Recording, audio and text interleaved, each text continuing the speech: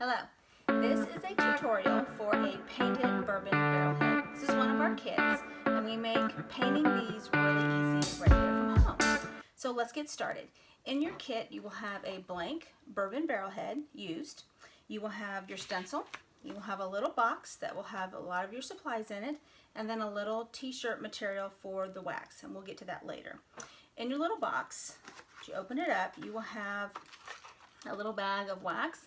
This is the last thing we put on. It's a stain and sealer all in one. Okay, we're going to set that aside. You'll have your sponge. We're going to use this for painting, and you'll have a little pot of black paint, which is what we're going to use on our stencil. For today, I've just put some on a plate for myself. You're going to want to grab yourself a credit card or something that you can use as a squeegee. I'm going to move the stuff out of the way here. Let's talk about your stencil. Your stencil has three parts to it. The clear, which is the transfer, the blue, which is the stencil, and then this gridded back. Okay, you can see that. All right, so we're going to use this little credit card, and we're going to squeegee our stencil, okay, that clear material. If you get it out of the box and you see a crease in it, don't panic. If there's a little tear, don't panic. We are just using this to transfer the stencil onto the board. We're going to water it up and throw it away. Not even going to use it. But what we want to do is just kind of squeegee this over the whole stencil so that we are picking up the small pieces of the R, the O, the B, different letters that have end pieces inside of the letters. We want those to pick up and go with us onto the board. So here we go. I am just doing a squeegee all over the top of it, real good. You don't have to do it hard. You don't want to tear the clear, but you just want to kind of keep moving, okay? Now, next step is to take and turn your stencil face down. We want the gridded part looking up, okay? Take our squeegee and go over that side one more time, just lightly in the back, no big deal. Then we're going to just carefully tear so we can start the gridded part, okay? Now, you're going to want to lay your stencil face down and leave it down. Try not to separate it like this because you're just going to tear your stencil and then that's not going to be good. So laying face down, we're going to apply pressure and we're going to roll it back, okay? If any part of the stencil comes up, just lay it back down. Use your credit card to kind of squeegee it back down and then keep rolling it back. When we're done, we don't want anything left on this white backing. Okay. Now, toss that because we don't even need that now. Next step, we have just now exposed the back of our stencil. It's facing the wrong way for me and the right way for you, but that's not how it goes on. So it's very sticky. We're going to lay it down on our barrel head, as you can see here. Now, we do a lot of eyeballing, but if you are very particular about how it looks, that's okay. Use a ruler or something that you can gauge the outside, and you can use the outside of your stencil as a gauge to the top part of the edge. So however you measure it out and get it centered on there. Bear in mind, this is a circle. It is not an exact circle. There are thin pieces of wood that make up this circle, and they're not straight. So barrel heads are really just eyeballing it. You can center it the best that you can from top to bottom, but when you have those lines running through it, it really does make it hard to make it exact. So I'm just going to lay it down on here, and be careful because once you get it on there, it does stick really well. So I have it where I think it's going to look pretty good, okay? So now starting in the center of your stencil, you're going to go and squeegee out to the sides. Then you're just going to kind of pick up your corner, and you're going to go from the center up into a corner, okay? You see that real good? And we're just going to smooth out any bubbles. Again, we're not worried about bubbles in the clear because that's coming off here in just a second. We're more worried about bubbles in the blue because that is our stencil. Get that on there really good. Squeegee all the way around. Now we're going to take the clear off the same way we took the backing off, and that is rolling it. Don't pull up on it because you might risk pulling the stencil back up again. So we just want to carefully start in the corner.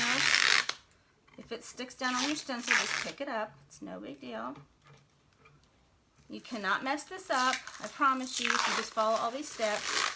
And just roll it back. Again, don't do this. Just roll it back so that everything stays down.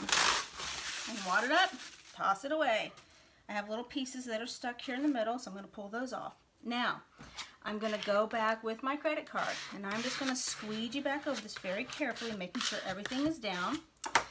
And then apply pressure with my thumb and making sure I have a really good seal. Now, if you have, if you're a scrapbooker and you have access to a heat gun, you can use that. Just be very careful that you're not right on top of the stencil, but you can shrink wrap it to your board.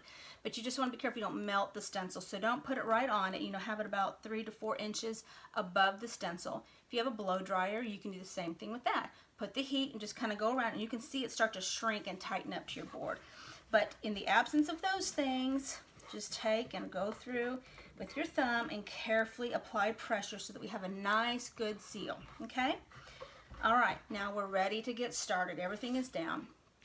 Here's my paint. I put it on my tray. If it's in your little cup, you can operate from there as well. So we're going to take our sponge. We're going to dip it in our paint. In your little pot, you would scrape it off, and then having a paper towel, you can dab it back, the excess off. It is always better to layer and add more. It's harder to take away. So we want to be careful that we're not just clumping a bunch of paint on here, okay? So you can take your paper towel, dip it in your paint, scrape it off in your little pot, and then blot some more of it off on a paper towel, okay? We want our sponge to look kind of like an old-fashioned stamp pad. So we're going to take a lot of it back off again. We may end up doing 2 or 3 coats on here till we arrive at the color and the darkness that we want, okay? So starting at the top, you're just going to lightly pat and dab this down on your surface. Avoid the urge to squeegee it on there like a brush. Don't apply really hard pressure. You just want to lightly lay that paint down on there, okay? We are trying to avoid bleed lines, which would, you know, the paint would go underneath the stencil. We want to avoid that. So I'm going to reload my sponge up, dab some more off here, and I'm just rocking it gently off of my sponge until I get it down on top of there. Now it can go pretty quickly depending on how you go here. So we're just going to lightly dab this all the way down. It does take a little bit of time.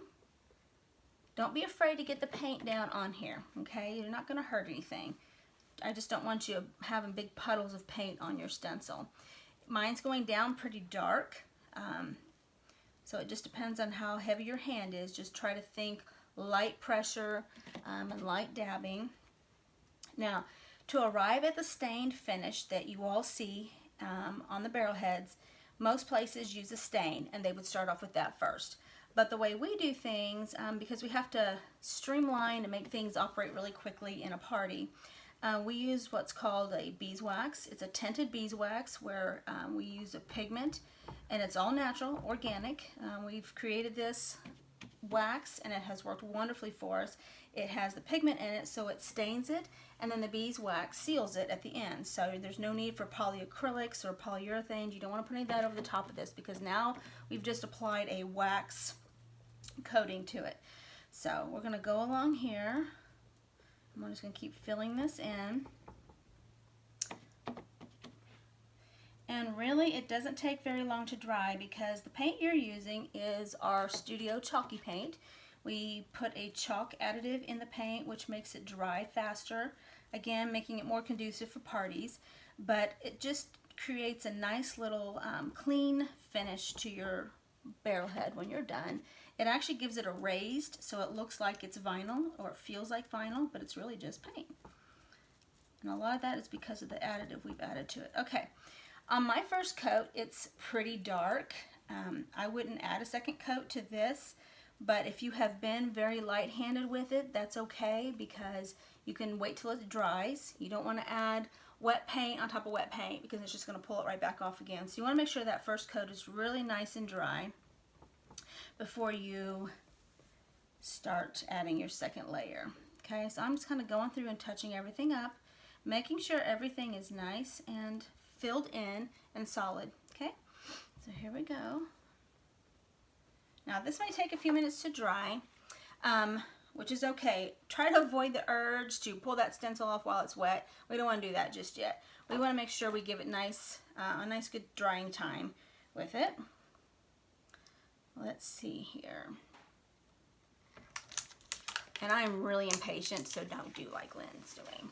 I'm pulling this up right now just so that I can show you how crisp and clean those lines are. Okay, let me get this out of the way. Now, in the studio, we have what's called little picker tools. So if you work with ceramics or you have a toothpick or a skewer, those work really well too, or a really long nail head, you can use that as well. And you're going to need to go back through and pick out all those pieces of stencil so that all those pieces come out of there, okay? I'm just going through here. They're all still really wet, so like I said, don't do like Lynn's doing right now. We'll let it dry. Grab yourself a cup of coffee, go grab yourself some tea, and just relax a little bit while it dries. I was able to get a nice clear and solid coat with one pass, but you may need to do a couple coats. It just depends. I would rather you add 2 or 3 coats than to add, you know, one big heavy coat and then have problems. I had a little boo-boo right there on mine just now, which is why you don't do like Lynn does and pull it off while it's wet. If that's the case, you can just take a little bit of sandpaper and just sand that off, or you can take the ceramic tool and just scrape it off. It's chalk paint, so it does scrape off really easy. All right. Trying to rush this along a little bit just for the sake of time for you so that I can get on to the next step.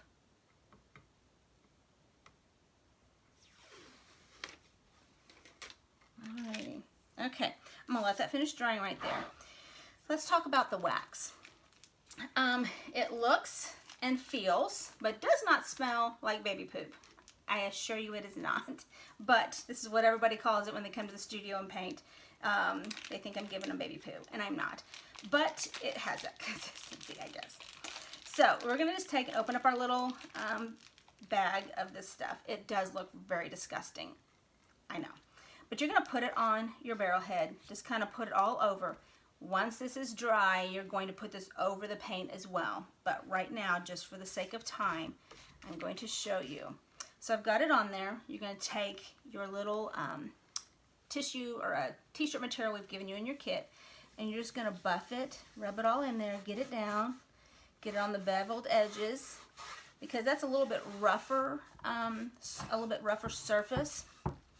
So we want to get it over there, rub it in really good. And can you see real good? Okay.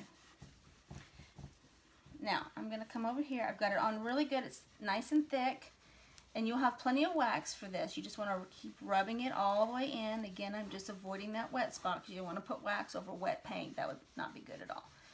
It would cause it to streak, and you'd have a really big mess. And I did not use all of the wax that was in the little pouch that we've included for you. But as I'm putting this on, and this I believe is our brown wax that I'm putting on right now. It has a little bit of an oak finish to it. It's not real dark. So as you can see, it's already looking stained, but we're just knocking out that extra step of staining and sealing with a poly. This does the same thing. It cures in about 2 to 3 days and creates a hardened shell from the beeswax. You don't have to do anything to it ever again. It's just fine. If you want to add like a mineral oil to it down the road, you can, but you really don't have to. We've got barrel heads that we've done this to 5 years ago, and they still look just as nice and just as pretty. All right, so once you've got it all the way applied over the whole surface, you're going to go back and find another clean spot to your rag. And you want to make sure it's dry. You know, give it about 10 minutes to set, and then you're going to take your t-shirt and you're just going to kind of buff it. So you're kind of taking it back off like a stain, but you just want to buff it so we get it all good and inside the grain. That way when you pick it up, it's not going to be all greasy on you. So I'm just buffing this into my wood, massaging all that goodness from the beeswax into the surface here. And it should be nice and dry to the touch when you're finished buffing it all out. So, all right. Again, this would be, you would let the paint dry before you put this wax over the whole entire surface. And then let it set for about 10 minutes, and then you're just going to buff it all out. When you're done, you have created your own piece of artwork that's beautifully hung in the home. You can put it on a rack or a stand. You can put handles on it and put it on a table as a serving tray. Whatever you choose to do, or however you choose to display this in your home, you did it. It was really easy to do, and I'm positive that you can do this and it will look magnificent. So thank you for joining me today. Thank you for purchasing one of our kits, and I hope everything works out really good for you. Let me know. Send pictures to us. We'd love to see it. Thank you.